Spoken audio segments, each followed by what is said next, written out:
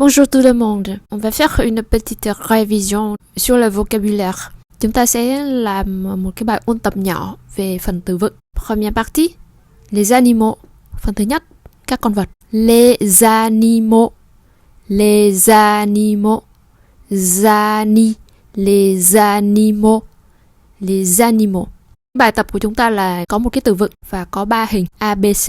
Chúng ta chọn cái đáp án cho nó phù hợp với lại theo cái có thể phỏng đoán của mình. Có những cái từ có thể mình đã biết rồi, nhìn quen quen, hoặc là mình phải tra từ điển, thì mình có thể làm những cái bài tập nhỏ này để ôn tập từ vựng. Và như kiểu bây giờ mình quan sát 3 cái con vật đó trong thực tế và mình gọi tên nó ra được. Mục đích của cái bài tập này là gì? Là để có cái sự gợi mở. Nhiều khi chúng ta không nghĩ đến chuyện là học về con vật thì chúng ta phải học cái con này con kia. Thì nhiều khi đặt một cái câu hỏi nhỏ như là bây giờ mình biết được bao nhiêu con vật và mình liệt kê ra, thì cái hình ảnh nó sẽ mang tính gợi mở cho chúng ta nhiều hơn. Ví dụ như ở đây chúng ta có 3 con vật. Alors, le crocodile, c'est quel animal? Trong 3 hình ảnh này thì con crocodile là A hay B hay C?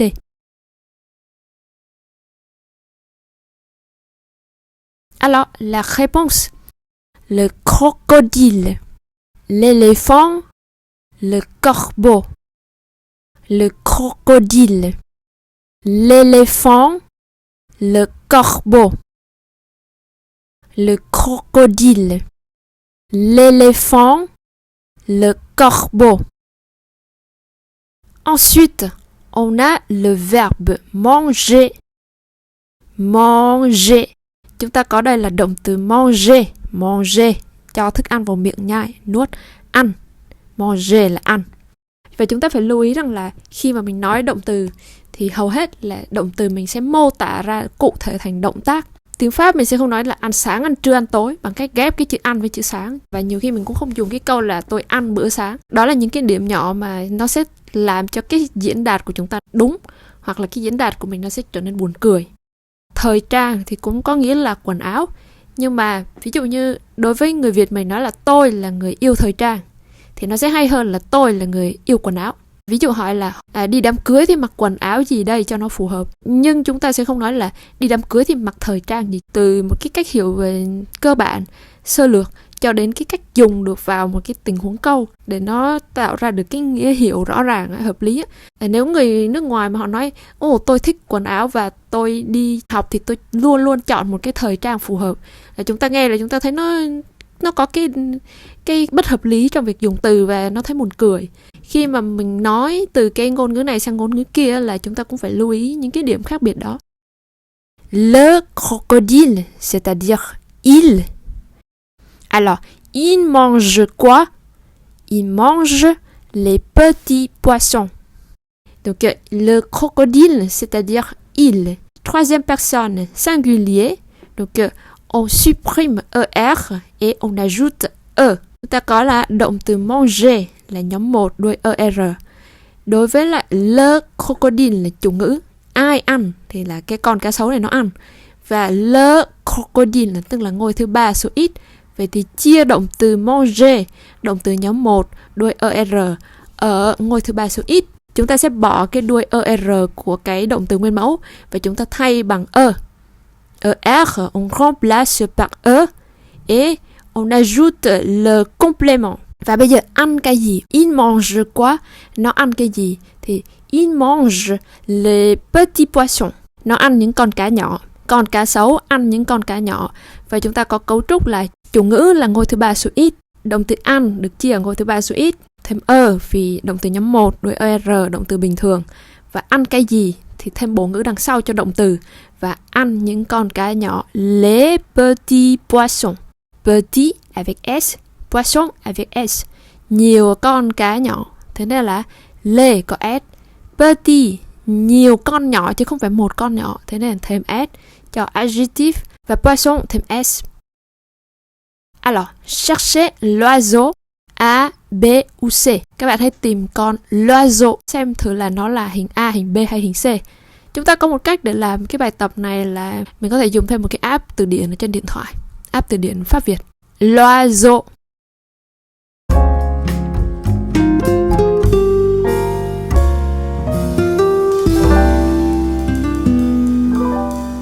S entre les deux consonne. Chữ S nó nằm ở giữa hai nguyên âm là I và E. Thế nên chúng ta đọc là Z. L'oiseau A, B ou C.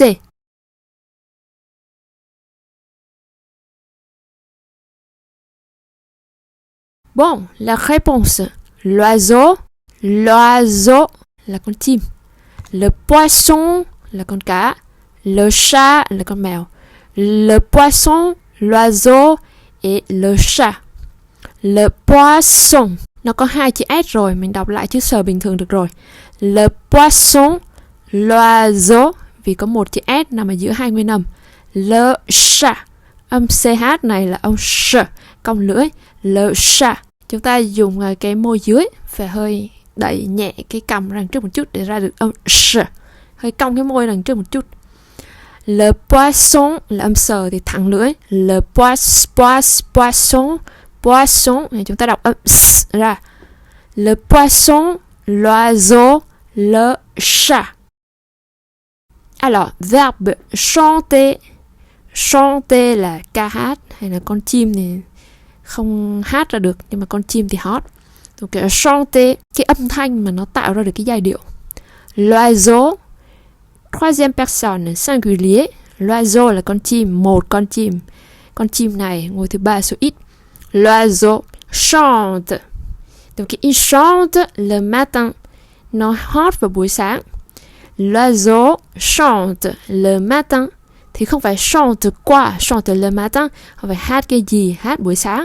Mà là le matin, donc c'est le temps. Chữ matin này mình đưa vào đây nó không phải là bổ ngữ cho cái động từ chanter là hát gì, hát cái gì, hát về nội dung gì, mà hát lúc nào. Ở đây chỉ một buổi trong ngày và chúng ta dùng le matin. Donc l'oiseau, con chim, chủ ngữ làm gì? Chủ ngữ chante.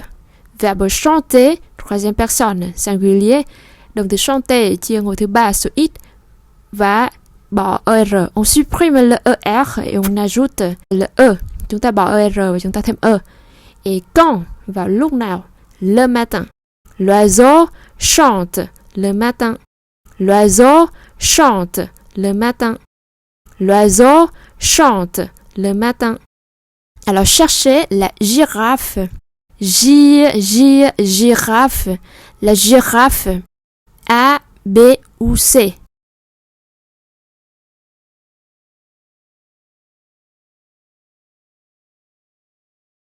Bon, la réponse. La girafe. La girafe. Girafe là con hươu cao cổ. La baleine. Baleine là con cá voi. La baleine. Le lion. Le lion là con sư tử. La baleine. Le lion. La girafe. On a le verbe marcher. Marcher. Marcher. ER. Premier groupe. Fini par ER. Đây là động từ nhóm 1 kết thúc bằng ER. Động từ marcher là bước đi. Alors, la girafe, chủ ngữ, c'est troisième personne singulier, một con hươu cao cổ. Đây là ngôi thứ ba số ít. La girafe marche. Donc on supprime ER et on ajoute E. Mình bỏ cái đuôi ER của động từ nguyên mẫu và mình thêm đuôi E cho ngôi thứ ba số ít. La girafe, c'est-à-dire elle marche. La girafe marche où? Nó bước đi ở đâu? La girafe marche dans la forêt. La girafe marche dans la forêt. Trong phạm vi, trong khu rừng. Maintenant, on cherche la poule. La poule.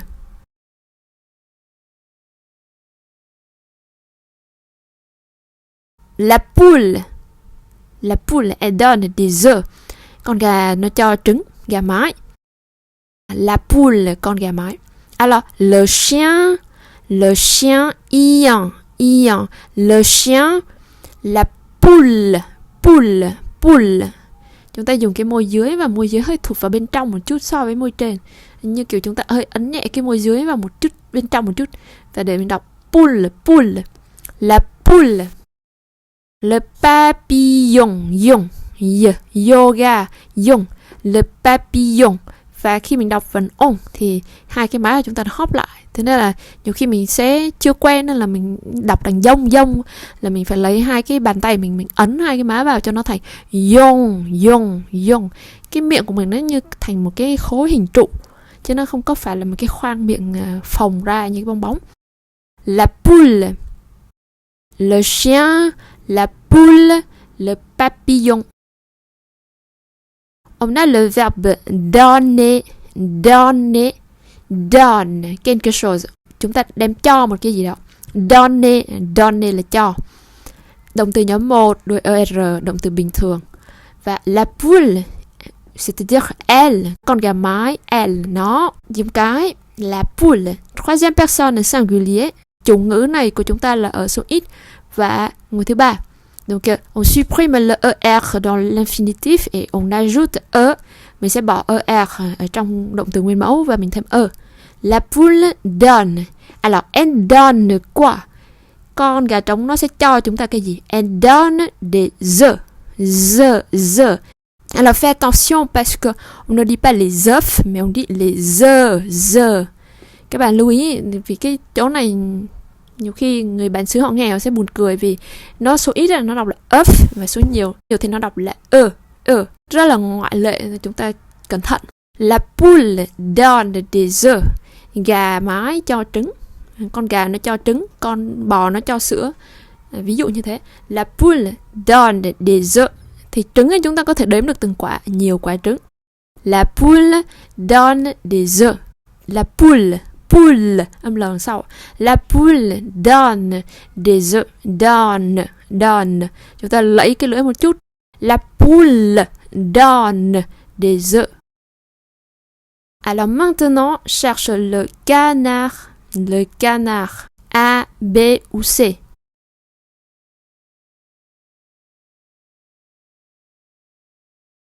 Le canard.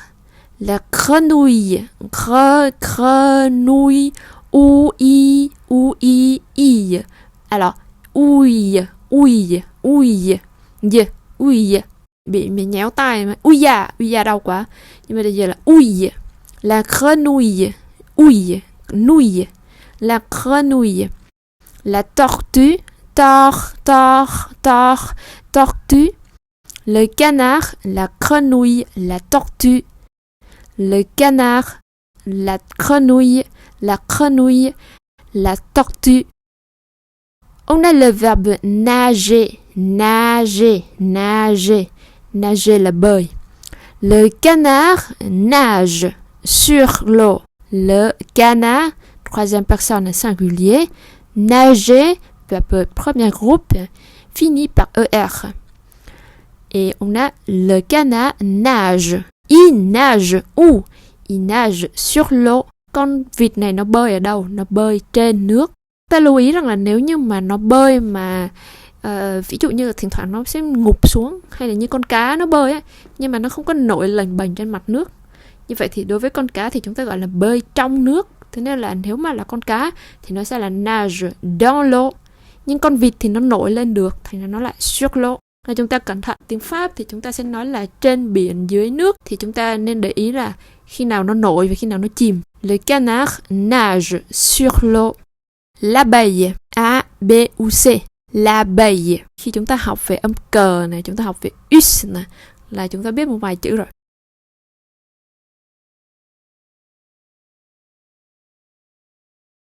Bon, le coq, l'abeille, l'octopus, l'octopus, le coq, l'abeille, l'octopus. Le coq, l'abeille, l'octopus. Fais attention, on ne dit pas le coq, không phải là cốc đầu, không phải là cốc, mà le coq. Chúng ta dùng cái hàm dưới mình hơi đẩy dành nó xuống một cái thành âm k. Le coq. Và cái hai cái má mình thường nó sẽ hơi hóp một chút. Coq, chứ không phải cốc. Cái môi dưới mình hơi co lại. L'abeille, như là yoga âm y. L'abeille, l'octopus âm sờ cuối. Alors maintenant on a le verbe voler. Voler là bay, vẫn là động từ nhóm 1, đuôi er. L'abeille vole, vole. L'abeille, elle, nó là danh từ giống cái, số ít. L'abeille vole, c'est-à-dire elle vole. Động từ voler chia ngôi thứ 3, giống cái, elle. Elle vole où? Elle vole sur les fleurs. L'abeille vole sur les fleurs. Con ong bay, lúc nãy chúng ta là bơi, là nager. Còn bây giờ là bay, là voler. Bay và bơi, bơi và bay. Bay là voler, bơi là nager. L'abeille vole, vole, vole sur les fleurs. L'abeille vole sur les fleurs. L'abeille vole sur les fleurs. L'abeille vole sur les fleurs. L'abeille vole sur les fleurs. L'abeille vole sur les fleurs. Ensuite, le cheval. Ở đây chúng ta có con bò, con cừu và con ngựa. Vậy thì le cheval là con gì?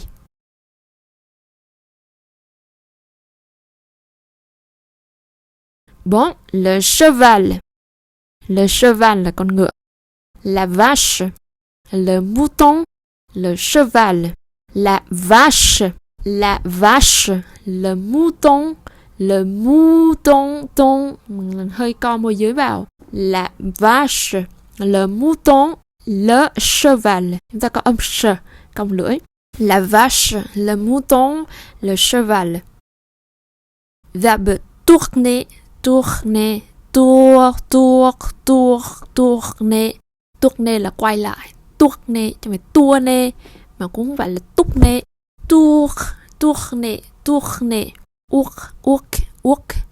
Không phải ua, mà là uok, uok. Tour, tourner. Tour và âm r, chứ không phải là tuốt. Tourner, uok, uok, mà là uok, uok. Tour, tourner. Le cheval tourne. Tourne sa tête. Con ngựa nó quay cái đầu của nó lại. Alors sa tête, cái đầu này là của chính cái con ngựa đó. Donc le cheval tourne sa tête. Và la tête, cái đầu, danh từ giống cái, thế nên chúng ta dùng sa. Le cheval tourne. Verbe troisième personne singulier, động từ, và chúng ta chia ở ngôi thứ 3 số ít. Tourne sa tête. Maintenant, on passe à la cuisine. Bây giờ chúng ta bước sang chủ đề về cuisine, ẩm thực, nói về đồ ăn, đồ uống. Le plat, món ăn. Les fruits, phở, phở.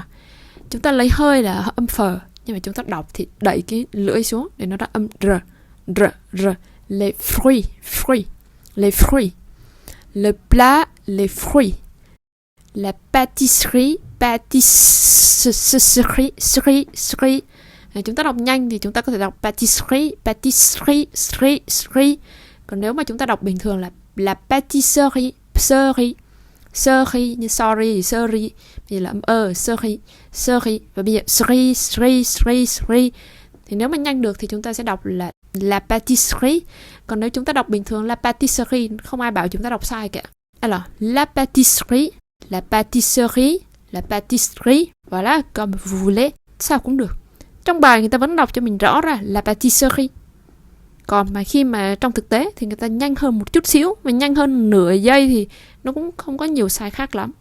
Và mình đọc sơ khi được rồi thì sri thì mình vẫn nghe được âm sờ và âm r. Le plat, les fruits chứ không phải fruit, không phải fruits, không sờ. Le plat, les fruits, la pâtisserie. Để chúng ta để cái lưỡi thẳng và dằn nó xuống một cái. Sr. La pâtisserie.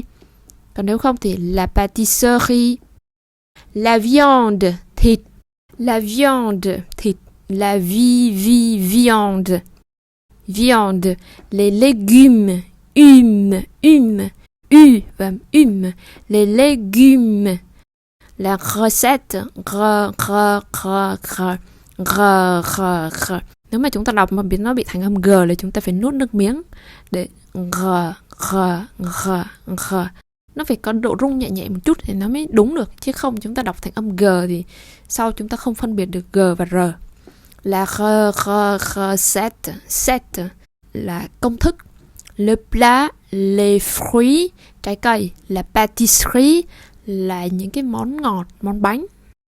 La viande, thịt nói chung, tất cả các loại thịt nói chung. Nên là ví dụ bảo là tôi ăn thịt thì mình sẽ nói la viande. Còn khi nào mình xác định đó là thịt bò, thịt gà thì mình sẽ dùng từ đúng. Les légumes, rau củ quả. La recette, công thức nấu nướng. Chúng ta nhớ cái điều là khi mà mình đọc không được á, là mình nuốt nước miếng cái rồi mình đọc chữ R nó dễ hơn. Và chúng ta chú ý rằng là cái chữ recette này, cái chữ recette này nó sẽ áp dụng cho những cái mà nó gọi là chia ra là ví dụ bao nhiêu thành phần như thế nào, rồi nên là chúng ta có công thức pha chế, rồi ví dụ như là chúng ta làm giấy mà chúng ta pha bột, pha hồ, pha nước ra làm sao, cái tỷ lệ như thế nào, thì cái đó chúng ta cũng có thể gọi là recette. Có nguyên liệu, có thành phần, có nguyên liệu thành phần và có cái lượng, rồi cái cách mà chúng ta kết hợp để cho nó ra được một cái sản phẩm. Nhưng mà ví dụ chúng ta nói là đua xe công thức 1 thì cái công thức đó nó không phải công thức nấu nướng, không phải kết hợp cái gì với cái gì. Thế nên đến lúc đó chúng ta sẽ dùng một cái từ khác. Hay là ví dụ nói là công thức toán, công thức vật lý, thì lúc đó chúng ta không dùng chữ recette này. Thì chúng ta phải lưu ý recette nó là cái gì. Và sau này mình học cái chữ công thức cho những cái trường hợp toán học đi, hay là về khoa học thì nó sẽ dùng chữ khác. Hay là nó là cái công thức để làm ra một cái bài viết tốt thì chúng ta cũng có thể dùng cái này, bởi vì là chúng ta có cái sự phối trộn. Hay là gọi là kiểu như là một cái cuốn bí kíp bách khoa kiểu vậy, thì chúng ta vẫn dùng cái chữ bí kíp cho cái chữ recette này cũng được. Nhưng mà nếu như mà nó là cái gì đó không thay đổi, hay là nó là định lượng, hay là nó là những cái hằng số, ẩn số, biến số, thì chúng ta sẽ dùng cái chữ khác chứ không dùng chữ này. Và chúng ta có món ăn thì nó nói chung, rồi viande là thịt nói chung, fruit là trái cây nói chung, légumes là rau củ quả nói chung, pâtisserie là nói chung cho tất cả các loại bánh. Nên sau đó chúng ta sẽ có là thịt thì từng loại thịt một, hay là từng loại trái cây một, từng loại rau củ quả một, hay là từng loại bánh một. Như vậy đến đây chúng ta nhớ là cái danh từ khái quát này mình có thể cụ thể hóa thành những cái danh từ chi tiết khác. Ví dụ kể 20 loại quả, bây giờ mình kể ra được thì mình mới nghĩ đến cái chuyện là chuyển đổi sang tiếng Pháp được. Còn nếu bây giờ mình học lại l'avocat, la mangue, la fraise, rồi la framboise, la banane, và trong đầu mình còn chưa định hình cái dãy đó thì học hoài không ra được. Nhiều khi chúng ta vẫn có thể chia cái quả tomate sang loại quả có hạt. Tại theo cái hiểu là mình tách ra là cái gì mà nó cho cái việc là nấu nướng thì mình sẽ chọn ra bên cạnh là legume, rau củ quả. Và cái fruit thì mình nói là những cái quả mà chúng ta dùng để ăn không á, để ăn mà kiểu ăn để gọi là ăn trái cây ấy. Mình nói về cà chua thì mình nghĩ đến việc làm sốt cà chua, hay là kho cá, hay là nấu canh. Chứ mình nghĩ đến quả táo thì thường mình nghĩ đến việc là nó là bánh hoặc là nó là kem là cùng, chứ nó không phải là ví dụ như thịt kho với táo kiểu thế. Về lý thì người ta vẫn có thể chia cái quả cà chua thành fruit cũng được. Ví dụ nói về rau củ thì chúng ta có, Việt Nam mình có rau muống, rau mùng tơi, rau dền, rau cải. Nhưng mà ví dụ như là mình còn phải để ý một chút là trong siêu thị, hoặc là ví dụ nhìn cái cách mà người Tây họ nấu nướng thì họ không có nấu bằng rau nhiều. Ví dụ như là cải đi thì nó sẽ gom hết chung, là nó gọi là su hết. Cái cây mà gốc gác từ Tây Phương. Và ví dụ như hành tây mình gọi là hành tây, tỏi tây kiểu vậy. Thì những cái cây đó thì nó sẽ chia ra từng giống nhỏ. Như mình nói là hành tăm, hành tím, mình thấy là nó vẫn có cái chữ hành nó lặp lại. Thì vậy thì với lại là theo cái thói quen ăn uống của mình, có những cái từ nó sẽ khái quát. Nhưng mà ví dụ như là nói về hành, tỏi thì tây nó còn chia nhỏ đủ loại, và các cái tên nó khác nhau hoàn toàn. Hay là khi chúng ta nói về thịt thì có thịt cốt lết, thịt đùi, thịt mông, thịt lườn, thịt phi lê, các thứ. Trong cái việc diễn đạt cho các cái tình huống về ăn uống, về trải nghiệm, thưởng ngoạn. Sau này mình nói xa hơn là mình nói về dinh dưỡng, rồi mình nói về ngành công nghiệp thực phẩm, mình nói về tiêu dùng thực phẩm, mình nói về cái thói quen ăn uống, ăn kiêng, rồi ăn để bảo vệ môi trường, rồi ăn vì sức khỏe, kiểu như vậy. Thì chúng ta thấy rằng cái chủ đề mà về đồ ăn thức uống á, là nó rất là nhiều và nó có thể nói sâu hơn nữa. Thế nên là lý do chúng ta không phải là học nhiều món ăn để mà đi du lịch ăn cho nó sướng miệng, mà ở đây chúng ta biết rằng là cái nhóm từ vựng này thì về sau nó sẽ được đào sâu dần dần.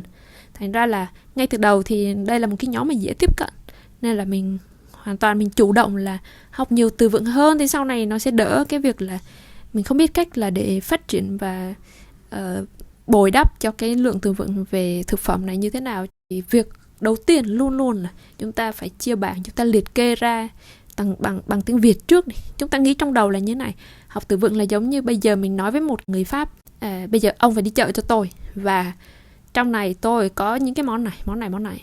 Vậy thì để có cái ý tưởng là chúng ta phải có cái bản danh sách đó bằng tiếng Việt đã, rồi lúc đó chúng ta mới nghe đến cái chuyện truyền đạt. Chứ còn bây giờ đi ra nói ông đi chợ cho tôi, nhưng mà hỏi đi mua cái gì, không biết mua cái gì, bắt đầu định hình, mình thấy rằng là mình chưa định hình ra mình đã đi nói rồi thì nó không có nội dung được. Du riz, gạo, cơm. Du saumon, cá hồi. Du riz et du saumon, ça fait le sushi. Ví dụ chúng ta có đây là cơm và cá hồi thì chúng ta thành món sushi. Donc du riz et du saumon, ça fait du sushi. Chúng ta có thể đọc là sushi vì nó là từ tiếng Nhật, nên là chỗ này chúng ta không có ràng buộc cái quy luật của tiếng Pháp vào. Du riz et du saumon, cơm và cá hồi. Chúng ta có thể viết câu với động từ manger, và bây giờ chúng ta chia với ngôi je. Tôi, manger là ăn, tôi ăn cơm và tôi ăn cá hồi ở nhà hàng. Je mange du riz et du saumon au restaurant. Je mange du riz et du saumon au restaurant. Restaurant. Je mange du riz et du saumon au restaurant. Je mange du riz et du saumon au restaurant. Tôi ăn cơm và tôi ăn cá hồi ở nhà hàng. Ensuite, du bœuf, un phở, du bœuf, des pommes de terre, quả táo nhưng mà ở dưới đất, củ khoai tây, des pommes de terre, du bœuf, des pommes de terre, thịt bò và khoai tây, du bœuf et des pommes de terre và khoai tây. Alors, je mange du bœuf avec des pommes de terre grillées, nướng lên. Gr chứ không phải khờ r. Grillé. Je mange du bœuf avec des pommes de terre grillées. Je mange du bœuf avec des pommes de terre grillées. Je mange du bœuf avec des pommes de terre grillées. Ensuite, la salade, la pomme, l'avocat. La salade, la pomme, l'avocat. Je prépare un grand bol de salade avec la pomme et l'avocat. Je prépare un grand bol de salade avec la pomme et l'avocat. Je prépare un grand bol de salade avec la pomme et l'avocat. Tôi chuẩn bị, động từ préparer. Préparer. Je prépare, tôi chuẩn bị. Un grand bol, một cái tô thật là to. Tô này là tô salad, và salad này có táo và bơ. Je prépare un grand bol de salade avec la pomme et l'avocat. Salad này có táo và bơ. La fraise. Un œuf, des œufs. Un œuf, des œufs. Un œuf, un feu. Un œuf, des œufs. La fraise, un feu. Frais. La fraise. Tiếng Anh chúng ta có chữ fresh. Bây giờ fraise. Bây giờ chúng ta mở cái miệng rộng hơn một chút. Fraise. La farine. Fa chứ không farine. Mà là fa. Rồi in. La farine. La fraise. Un œuf, des œufs, la farine. Je fais, donc de faire, làm. Je fais un gâteau aux fraises. Je fais un gâteau aux fraises. Trên là fait là động từ, và fraise là quả dâu. Mai mốt chúng ta còn có cái chữ frais là học phí, lệ phí, thì không đọc giờ ở cuối. Nên là je fais Rồi le frais và la fraise, 3 chữ khác nhau. Je fais un gâteau aux fraises avec des œufs et de la farine. La fraise, un œuf, des œufs, la farine.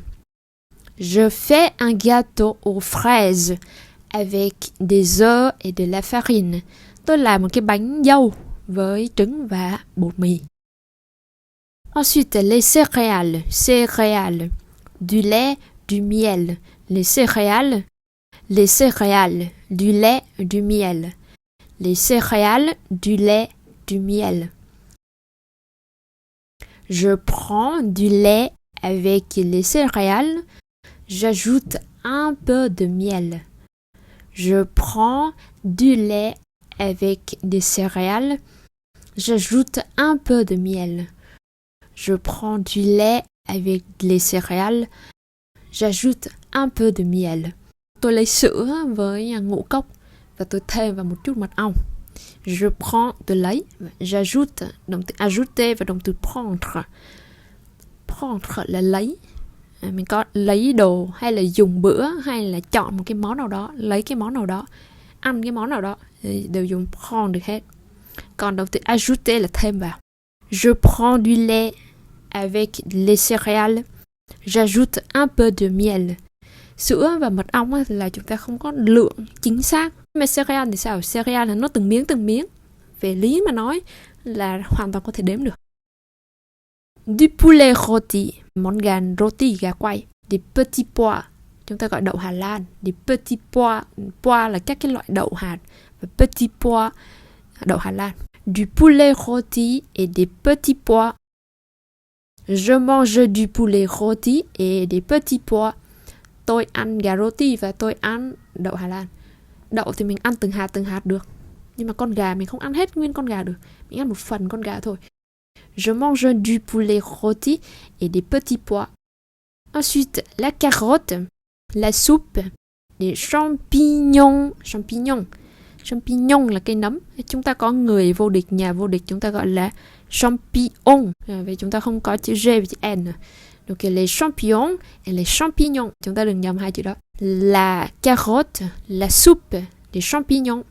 Pour faire la soupe, il faut couper les carottes et les champignons. Chúng ta có động từ falloir và chia với một ngôi in thôi. Il faut là phải. Couper là cắt. Faire là làm. Để làm món súp thì chúng ta cần phải cắt cà rốt và cắt nấm. Pour faire la soupe, il faut couper les carottes et les champignons. Pour faire la soupe, il faut couper les carottes et les champignons. Pour faire la soupe, il faut couper les carottes et les champignons. Un verre d'eau, một ly nước. La limonade, nước chanh. Une bouteille de vin rouge. Une bouteille de vin rouge. Một chai rượu vang đỏ. Du jus de fruits, nước ép trái cây. Du jus de fruits. Une canette de coca, một lon coca. Un verre d'eau, la limonade. Une bouteille de vin rouge. Du jus de fruits. Une canette de coca. Alors, j'achète une brique de lait sans sucre. J'achète une brique de lait sans sucre. Brique, sucre. Chúng ta đọc chữ sucre thì chúng ta nghe âm r. Mà brique, âm b, beurre. Brique. J'achète une brique de lait sans sucre. Tôi mua một cái hộp sữa không đường. Une brique là một cái hộp 1 lít mà mình thấy ở ngoài siêu thị người ta bán á, là nó giống như cái cục gạch. Thế nên là une brique, nhưng mà chúng ta không thể dịch một cục gạch sữa nữa, mà là cái hộp sữa mà người ta làm vuông vức như cái cục gạch. Và người ta gọi luôn, người ta lấy luôn thành đơn vị. Như mình gọi là một lon, một hũ, một hộp, một keo thì bây giờ đây là une brique. J'achète une brique de lait sans sucre. Lait sans sucre là sữa không đường. Động từ acheter là mua. Je bois de l'eau, tôi uống nước. Boire, động từ boire. Và động từ boire là uống. J'achète une brique de lait sans sucre. Je bois de l'eau, tôi uống nước. J'apporte une bouteille de vin. Tôi mang tới một chai rượu. J'apporte une bouteille de vin. Tôi mang tới, động từ mang tới. Mình có mang đi nữa là emporter, như kiểu take away là emporter. Nhưng mà mang tới, mình cầm từ nhà mình mang tới nhà người ta. Apporte, ap là tới, còn là lấy đi. Donc j'apporte une bouteille de vin.